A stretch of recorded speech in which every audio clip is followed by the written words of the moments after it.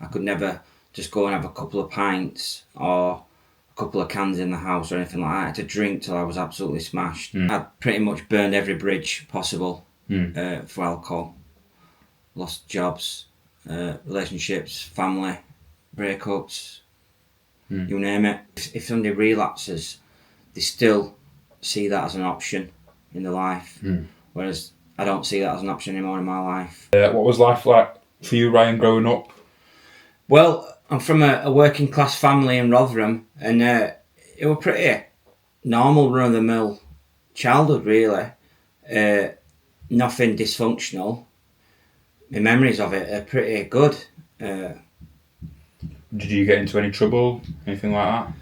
Not until I was a teenager, and it was just petty stuff, hanging around with the wrong people, that kind of thing, trying to be liked, trying to impress people.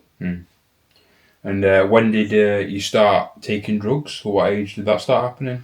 Well, my drug of choice were alcohol, and I was probably about 15 years old on the local park, not far from where we lived. And I simply tried it because other people were doing it. I didn't go out my way to search for alcohol. It kind of came to me.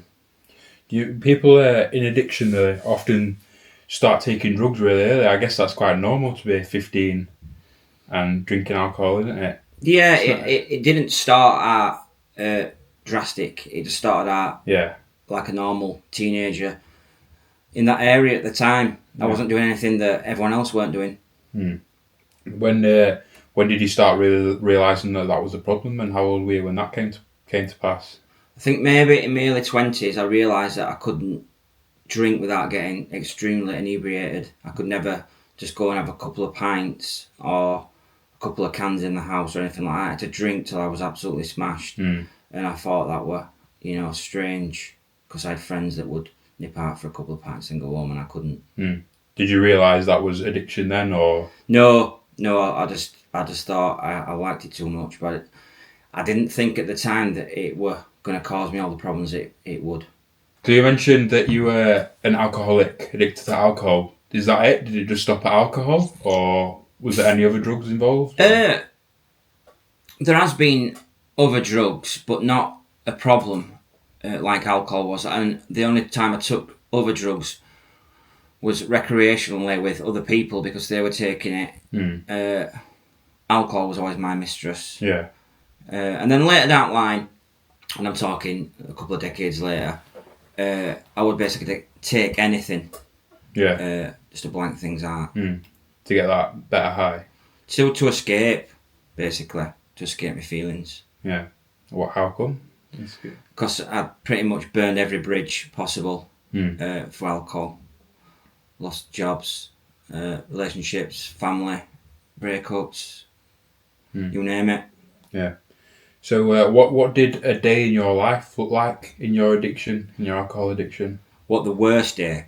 Just an average day in your life. Well, there were two stages to it because I think I was a functioning alcoholic for many years. And I worked up until I was about 33.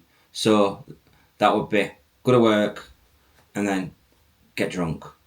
Get up, go to work, get drunk. And then Saturday, Sunday, get drunk all day Saturday, get drunk all day Sunday, go to work. But then when I didn't work anymore, it would basically get up, first thing, I need a can. If I don't have any money, how do I get the money for a can? And that was life. Yeah.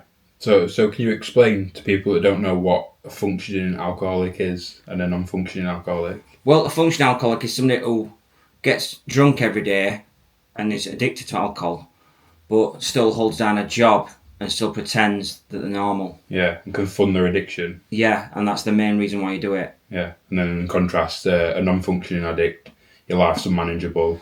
Yeah, completely. Homeless, no money, not getting washed. Yeah. Just caring about nothing but alcohol.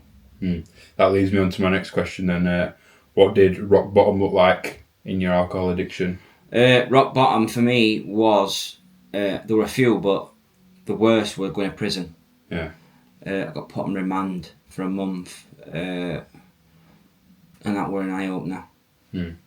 And I just thought, I can't do this anymore, because once you go to prison, you'll keep going, just keep doing the same thing. And I thought, I won't be able to take that. Because that month, even though it was just a month, and I know people who've done years, it was horrendous. How long did your addiction last? Maybe 25 years. Yeah, that's a long time to think about, really. And to say you've done all that as a functioning and a non-functioning alcoholic as well. Yeah, there were a lot of misery. Yeah, it's like there's not. It doesn't seem like there's a way out when you don't see you've got a problem, do you? No, and for many years, I kidded myself that I didn't have a problem. But every time I got into trouble, or any time that there was a problem with any family member or friends, alcohol were involved. The only time I've ever been arrested were when I've been drunk. And when did you realise that you needed to get help?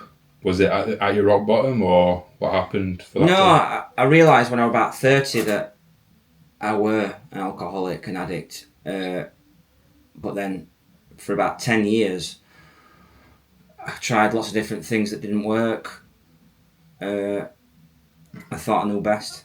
Did you go into detail about what you tried that didn't work? I tried different rehabs, religious rehabs, holistic rehabs, and it was just basically a couple of months of clean time. I didn't learn anything. I came out and just did the same thing again. Went to different groups, services in my hometown. None of it worked. But in hindsight, maybe I weren't willing. Maybe I weren't ready to let go at that time. Yeah. Going into recovery then, so you're out of your addiction. What would you say about recovery? What are your thoughts on it? Do you think it's worth it to people out there? Well, without recovery, I probably wouldn't be alive. My family wouldn't have the son, the father in their life. So recovery is everything. And it's completely worth it. Yeah. And it's just, the most difficult part of it is that first step when you decide, enough's enough and I'm not going back. That's the hardest part. Yeah.